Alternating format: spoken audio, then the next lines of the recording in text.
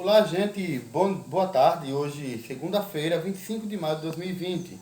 Estamos iniciando mais uma videoaula. De acordo com o nosso cronograma de aulas, hoje nós temos português, língua portuguesa, redação e ensino religioso. A nossa aula de hoje vai começar por língua portuguesa. A partir do módulo de vocês, o módulo 2, não esqueçamos, a página 59. Nessa etapa, nós vamos falar sobre variação linguística. Vamos falar sobre as diferentes formas de falar o mesmo português brasileiro. E a gente vai entender isso a partir das divisões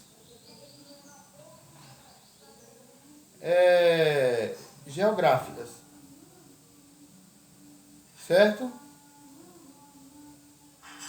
Divisões geográficas. Cada região do Brasil possui um jeito próprio de falar.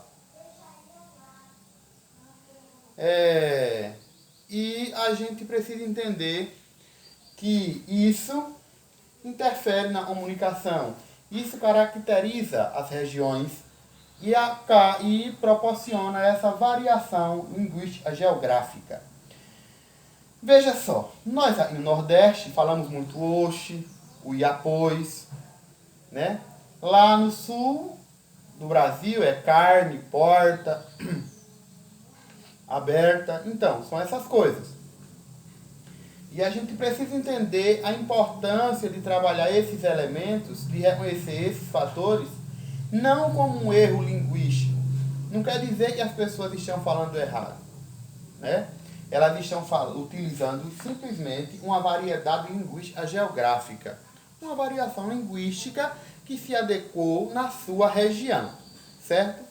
Então, a variação linguística geográfica quer dizer que cada região geográfica tem o seu jeito de falar, sua própria forma de falar, de se comunicar entre o grupo social daquela região. Aí no módulo de vocês, voltando ao módulo, na página 59, diz assim: você já estudou que a língua portuguesa é usada de um modo particular em cada região do nosso país. Em alguns lugares, quando alguém está surpreso, diz bah. No Nordeste diz oxente. E é a variação linguística geográfica. E é essa variação que vamos revisar agora. Relê o comentário dos homens sobre o jeito de como o velho levava seu animal no conto O Velho, o Menino e o Burro. Assunte isso, meu compadre. Não é um despropósito um burro fornido de ser puxado pelo velho que vem caminhando em vez de montar no bicho? Se é, compadre, cada coisa, viu? Olha aí. Aí nós temos três palavras grifadas. A palavra assunte, a palavra despropósito e a palavra fornido. Considerando essas palavras, aqui embaixo nós temos as três expressões e o que elas significam, não é? Vamos lá. Assunte isso é dizer o quê? Preste atenção nisso. Assunte isso. Preste atenção nisso.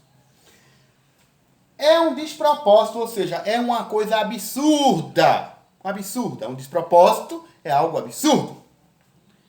E burro fornido é dizer que é um burro forte, robusto, com força. Então, isso nos leva a reconhecer que a expressão tem um sentido, mesmo sendo regional, mesmo sendo daquela região geográfica, ela tem um sentido próprio, um significado próprio dentro do contexto linguístico da língua portuguesa. Tá bom?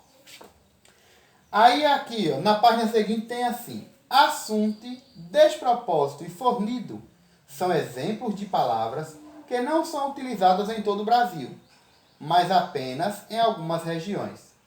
O uso de palavras e expressões diferentes conforme a região é chamado variação linguística. O quê? Nós já falamos aí há pouco. Vamos lá. Aí temos aqui, no Acre, o que a gente chama de confeito, lá chama de bombons. Em Pernambuco, a gente chama de mosquito, lá chama de muriçoca. Em Minas Gerais, o pão que a gente chama de pão francês, lá chama de pão de sal.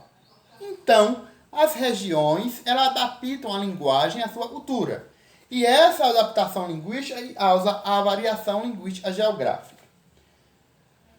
Ó, no Sudeste diz assim, como é isso? Não sei. No Nordeste, sei não. Né? Aí temos alguns exemplos aqui. E na página 62 tem a atividade, que vai ser completada também a partir da página 63 e 64. Eu espero que vocês tenham entendido essa parte do assunto de língua portuguesa e respondam com exatidão as atividades. Na nossa aula de redação de hoje, eu queria fazer para vocês uma proposta um pouco diferente, tá bom? Ó, eu vou colocar aqui no quadro um desenho, certo? Vou fazer um desenho.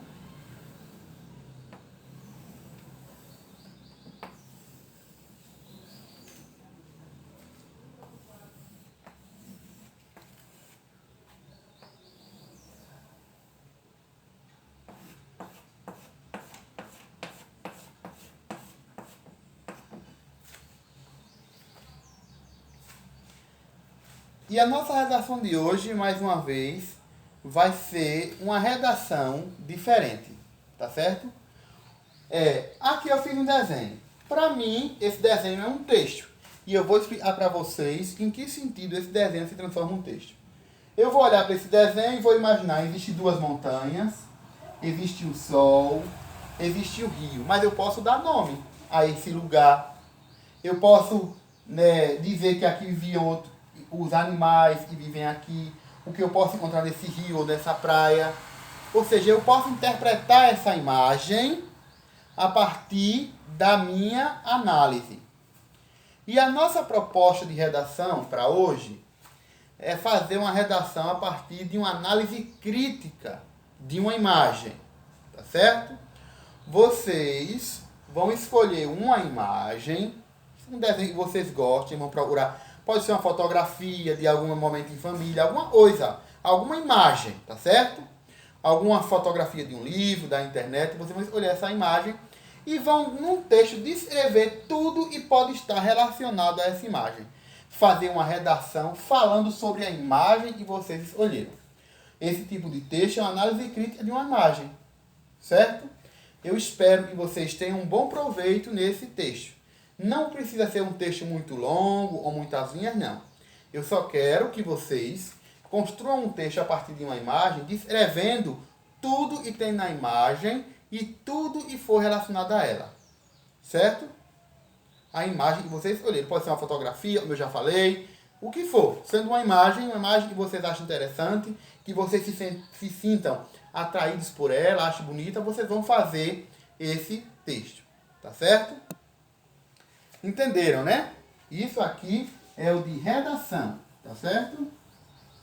Não precisa ser essa imagem, não. Eu coloquei essa imagem aqui porque eu tinha que fazer algum desenho para mostrar para vocês.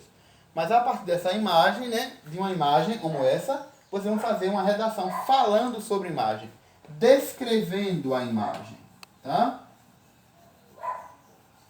Na redação, vocês vão descrever a imagem. Dizer o que tem na imagem, por que escolheram a imagem, o que chamou a atenção, onde esse tipo de imagem pode ser visto, entendeu? Falar tudo relacionado à imagem que vocês escolheram, certo? E em ensino religioso,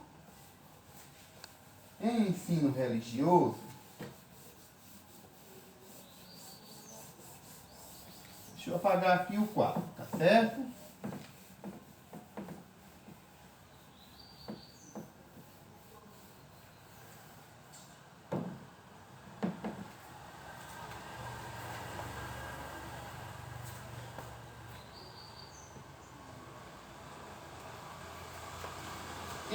Em ensino religioso, vocês vão pesquisar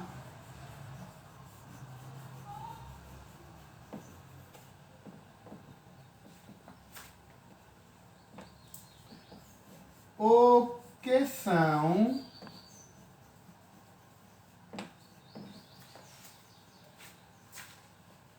religiões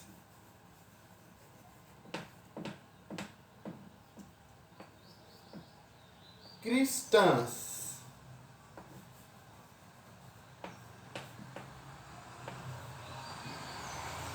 Essa é a nossa proposta de ensino religioso. Pesquisar o que são religiões cristãs, certo?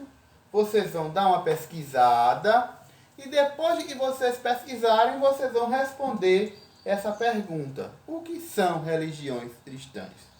Tá bom? Por hoje, essa é a nossa aula. Qualquer dúvida, não é?